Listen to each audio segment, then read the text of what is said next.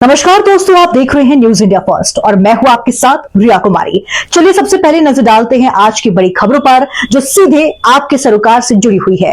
तो बिना किसी देरी के शुरुआत करते हैं आज की मुख्य खबर से। बुलंदशहर पहुंचे JSDL नेता अध्यक्ष प्रताप सिंह, जनसंख्या संतुलन और केंद्र सरकार पर साधा निशाना। बुलंदशहर में आज जनसत्ता दल लोकतांत्रिक के नेता और विधान परिषद सदस्य अक्षय प्रताप सिंह पहुंचे, जहां उन्होंने कार्यकर्ताओं के साथ समीक्षा बैठक की। इस दौरान उन्होंने कई मुद्दों पर खुलकर बयान दिए और केंद्र सरकार पर भी निशाना साधा। अक्षय प्रताप सिंह ने अमेरिका द्वारा भारतीय प्रोडक्ट्स पर टैरिफ बढ़ाने के फैसले को लेकर केंद्र सरकार को घेरा। उन्होंने कहा कि प्रधानमंत्री मोदी खुद को पूर्व अमेरिकी राष्ट्रपति ट्रंप का दोस्त बताते थे, फिर आज भारत पर टैरिफ क्यों बढ़ाया जा रहा है। जनसांख्यिकी के सवाल पर उन्होंने संबल जिले की आबादी के घटते हिंदू प्रतिशत का मुद्दा उठाया। उन्होंने कहा कि संबल में हिंदू आबादी 45% से घटकर 15 से 20% रह गई है।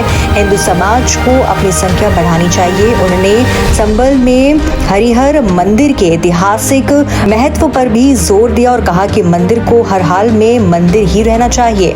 अक्षय प्रताप सिंह ने राहुल गांधी की वोटर अधिकार यात्रा के दौरान प्रधानमंत्री मोदी की मां पर किए गए अपशब्दों की भी आलोचना की। उन्होंने कहा कि किसी भी रैली या सभा में गाली गलौज या अपशब्दों का इस्तेमाल सही नहीं है।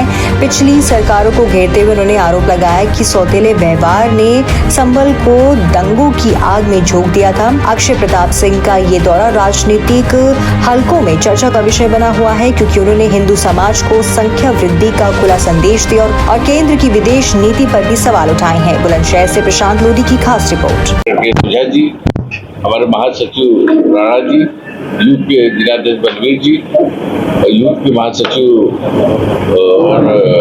अनुज चौहान और सभी पदाधिकारियों के साथ हम जो है आए हैं समीक्षा करने के लिए। समीक्षा में कि पार्टी को किस तरह से और मजबूत किया जाए, इसके लिए लोग सभी पार्टी कार्यकर्ताओं से राय लेना कि किस तरह से पार्टी को और आगे बढ़ाया जाए, इसके लिए राय लेने आए।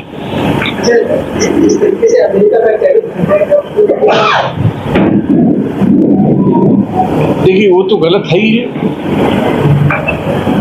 जहाँ पे पहले काफी कम था उसको एकदम से बढ़ा देना ताकि व्यापार, मतलब ये तो जैसे कि आप किसी देश के प्रति विरोध की उसमें किया जाए, इस तरह से।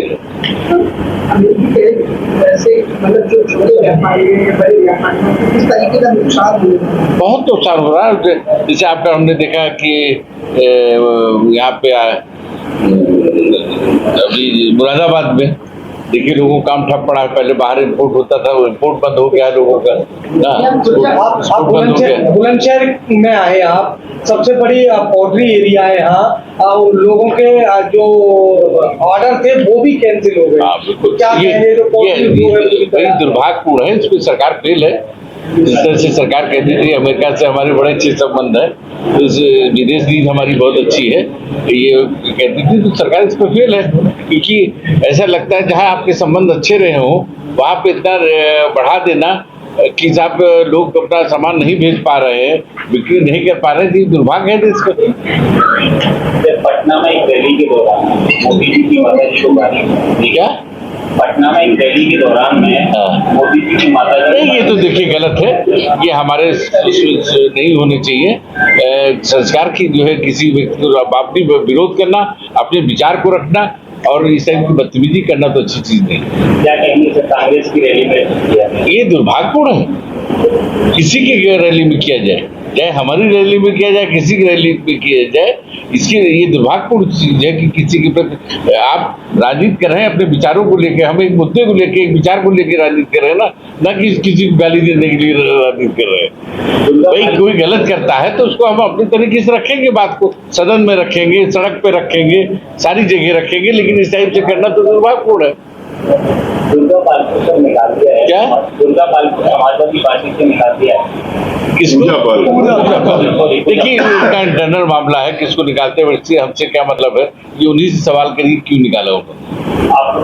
नहीं, हम क्यों कहना चाहेंगे। उनकी पार्टी की वो विधायक थी, उन्होंने निकाला, क्यों निकाला, क्या निकाला, कहे निकाला, ये आप उनसे पूछिए। हमसे हमारी पार्टी के बारे में पूछिए। आपकी पार्टी किसके साथ गठबंधन करेगी? देखिए, हम गठबंधन करने के लिए नहीं पैदा हुए। विकलांग थोड़ो हैं। हमारी पार्टी इतने पार्टियां बहुत बनी, हमारी पार्टी जब बनी तो भारतीय जनता पार्टी करीब 38 या 36 लोगों से समझौता करके चुनाव लड़ी, समाजवादी पार्टी बहुत पार्टियों से, कांग्रेस भी तमाम पार्टियों से समझौता करके लड़ी, बसपा भी तमाम पार्टियों से समझौता। हमारी इकलौती पार्टी उत्तर प्रदेश में थी जो अकेले लड़ी, और आज तीसरे नंबर की पार्टी है। और गेम में किसी चीज में जो तीसरे का खिलाड़ी होता है उसको कहा जाता है अगली बार तुम फर्स्ट आओ, इसके लिए मेहनत करो। तो हम इस बात के लिए मेहनत कर रहे हैं कि पहले पे हवा है। इस बार प्रदेश में कितनी सीटों पर टोला पड़ता है? हम पूरे प्रदेश में हमारे कार्य, इसीलिए हम बैठक कर रहे हैं कि हम पूरे प्रदेश में चुनाव लड़ेंगे।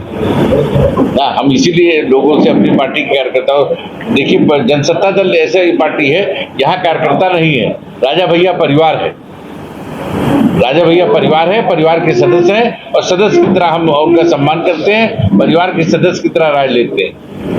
पार्टी को और मजबूत करने के लिए क्या प्रयास? इसी प्रयास में तो हम आए कि जो पार्टी के लोग सुझाव देंगे उस सुझाव को हम राष्ट्रीय अध्यक्ष जी के साथ रखेंगे, और उस पार्टी जो राय आएगी उसी आधार पर चल के हम मजबूत पार्टी को मजबूत करने का काम करेंगे। संबल की एक रिपोर्ट आई है कि पहले 45% हिंदू थे, 55% मुस्लिम थे, लेकिन आज 15% हिंदू रह गए हैं। क्या कहेंगे? ये तो दुर्भाग्य है, संख्या कम हुई तो दुर्भाग्य है, इसको क्या कहेंगे। और बच्चे पैदा करिए और बढ़ाइए, तो जनसंख्या बढ़ानी चाहिए, काहे कम हो गई संख्या। भाई वहाँ के लोगों से पूछे कि क्यों संख्या कम हुई, वहाँ पे क्यों संख्या कम हुई, संख्या बढ़नी चाहिए। देश आजाद हुआ जब से 15 बार दंगा हो चुका है वहाँ। ये भी दुर्भाग्यपूर्ण है जो पिछली सरकारें रही, जब दो अखी करेंगी पिछली सरकारें। भाई आपके 2 बेटे हैं, एक को ज्यादा आप सब बात दीजिएगा, दूसरे कहिए दूर रहो, तो स्वाभाविक बात है ये स्थिति आएगी। वोट के चक्कर में जो ऐसा करते रहे हैं कि साहब एक को ज्यादा मानते रहे, एक को कम मानते रहे, अरे समान देखते तो आज ये नौबत ना आती। अच्छा, हरिहर मंदिर को लेकर कुछ कहना चाहिए? संबल के हरिहर मंदिर को लेकर? नहीं, मंदिर है, मंदिर रहना चाहिए, और क्या इसमें। भाई मंदिर है जो साबित हो रहा है उसके, उससे प्राचीन, उससे तो मंदिर होना चाहिए, और मंदिर में पूजा पाठ होनी चाहिए ना। ये पिछली सरकारों की देन है जो स्थिति आई।